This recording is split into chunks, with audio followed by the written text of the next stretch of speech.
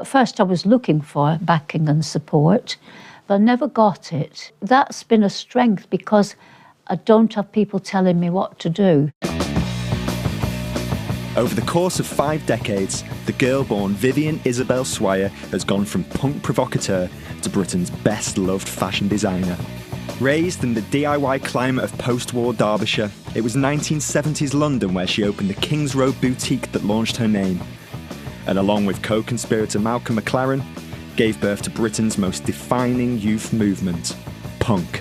In the years that followed, from Pirates to Mini Crinny, Harris Tweed to the present day, she plundered history, pioneering the idea that fashion could be about more than just clothes. It could be about protest too. Join me as I meet the incendiary Grand Dame behind the name and discover more about a bona fide ID icon, Vivienne Westwood.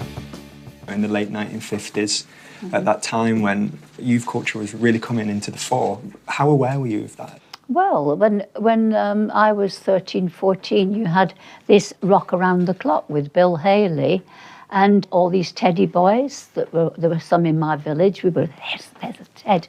They looked great. And, you know, they were overturning buses and ripping seats out, and we wanted some of it. Were these when the first seeds for Let It Rock were beginning to be sowed, those ideas of No, it was all about, you know, getting a pencil skirt and all this stuff, these tight things, little velvet bopping shoes, high heels. It's the most incredible time because it coincided completely with me being a kid turning into a woman. You know, that's how you were seeing yourself. You were the most desired things on the planet at age 14 and 15. And there we were with, you know, making clothes. I started even then. And we were where it was at. And so the first time around, that was rock and roll. I was there. And then when I met Malcolm later on, he was 4 years younger than me. So at a certain point, he wanted to rework the 50s. So I was, you know, I knew what to do. In October 71, Vivienne and her art student boyfriend, Malcolm McLaren, took over the retail space at 430 King's Road, and she began deconstructing the clothing of her teenage years into the look that would launch 1,000 safety pins. Adding straps and bondage and stuff, that was a sort of customising. Well, that was customising. We were just experimenting. I suppose there were those ideas of that kind of situationist thinking, that idea that art and protest could be on the streets and through your clothing. The situationists, when you really heard about them most was around 1968. Of course, it had been around in the 50s, Bohemians and this kind of idea. And it really was that stupid lyrics of "We don't want no education." Pink Floyd, yeah. I mean, I like the tune, but and the way they sang it and deal with it. That's really, I mean, it's really good, but the lyrics are really awful. If you don't eat your meat, you can't have any pudding. Punk started in your boutique and then worked its way outwards. It was the fashion came before the music. Yeah, well, yes, I think that's, well, I know that that's true. It's true, yeah. And it all coincided with, you know, Johnny Rotten, and they really believed in it all at that time. I had a big respect for Johnny Rotten then. I stopped caring about punk because I didn't think people were thinking. Instead of keep banging your head against the establishment, you have to go faster.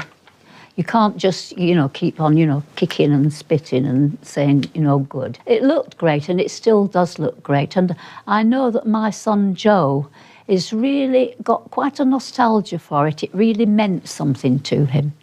And he thinks that it did mean a lot to people, and it actually changed their lives. You know, they thought, yeah, I can start a magazine like Terry Jones, you know, or, you know, they really did. I can do something.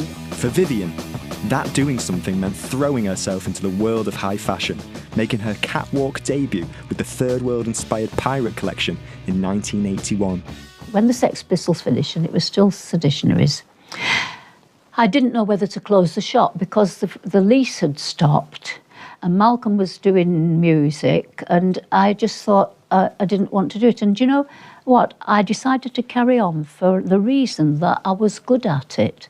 And I thought it was my duty to carry on and keep on doing it. It was World's End still. And I said to him, well, you're right, Malcolm, either I've got to help you in the music business because the Sex Pistols have just gone, or we work together in the fashion business. We can't do both. Fashion every time, he said. He said, you've got to be the front of this fashion business. And he said, what you need to do is you need to do a catwalk show and it should be under your own name. It should be under Vivienne Westwood. So I did. I thought I'll do what other designers do. I started looking at history, French Revolution, you know, all those merveilleuses and these incroyables from the French Revolution. So it was the idea of let's plunder the world. That's how the clothes became the pirate idea, that we would get our ideas from history and from the Third World. Yeah.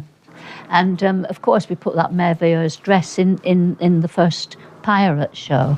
Throughout the decade, Vivienne's early notoriety quickly gave way to both critical and commercial success, and her collections, be it Hypnos or Clint Eastwood, Mini Crinny or Harris Tweed, became imitated the world over.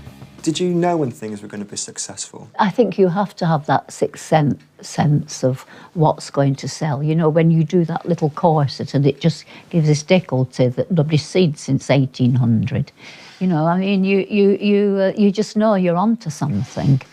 You know, Sadie Frost, she was the first person to wear that on the catwalk, and the photographers just died. Come back, baby. Their eyes were crossed. They were just couldn't believe it. Yeah. Mm. Today, Vivienne Westwood occupies a singular space in British fashion, both much loved, yet still provocatively outspoken. For your Autumn Winter 16 show, you had an idea and it was culture, not consumption. Mm-hmm. What did you mean by that? The 20th century was a mistake. It preached the idea of smashing the past. We call it iconoclasm. It's like telling a scientist to throw away his laboratory. You throw away all your technique, you throw away all the skills, you throw away all the people in the past who've been geniuses. You don't want to know about them because everything comes from you. We don't have any artists today. You know, they don't have any vision whatsoever, and that's why they're not artists. They're just in it for the money, kind of, and talking about themselves. If they do reflect the times, then it just shows how awful it is, and it's about ugliness if they are trying to do anything. But the idea that everybody can be an artist is just mad. The only people who have any culture are the ones who don't throw away the past. With husband Andreas Kronteller taking a more prominent role in the design of the brand, Vivienne spent an increasing amount of time championing the political issues that have come to define her work. We've got to build a movement. It's called Intellectuals Unite. I started this with the idea that we've got to link all the NGOs, link everybody who doesn't agree with the government. It's the only way we'll save ourselves. The great thing about intellectuals, though, is that it is inclusive. And that means that I just say anybody who's on a march who wants to know what's going on in the world and their place in it is an intellectual. Even if it's a kid who's just joined the march, he's had no education, he's been playing truant and he's only 14 years old or something, or 12 or whatever, he's on that march, he's an intellectual. And I would say that David Cameron is not an intellectual. Propaganda is very, very powerful, and even today, you know, you get loads of people saying that David Cameron's the best to run the country financially. My God, if you want to dig a hole and put your money in it, vote for David Cameron. You know, I mean, it's mad. I'd love to ask how you feel about that word icon and how you feel about being described as one. Well, I'm not interested. I mean, 10 years after I'm dead, nobody will even remember you. It doesn't matter, you know, I don't care. You know, hopefully, you never know, this business might still be going, but, well, it will be with Andreas. He'll remember me and make sure that it's Vivienne and Andreas somehow working together. But No, I just want to save the world and get a life, you know. I mean, and that is one of my slogans, which is to do with literally, let's let the next generation get a life. Well, Vivienne, I think people will remember you regardless. But thank you very much.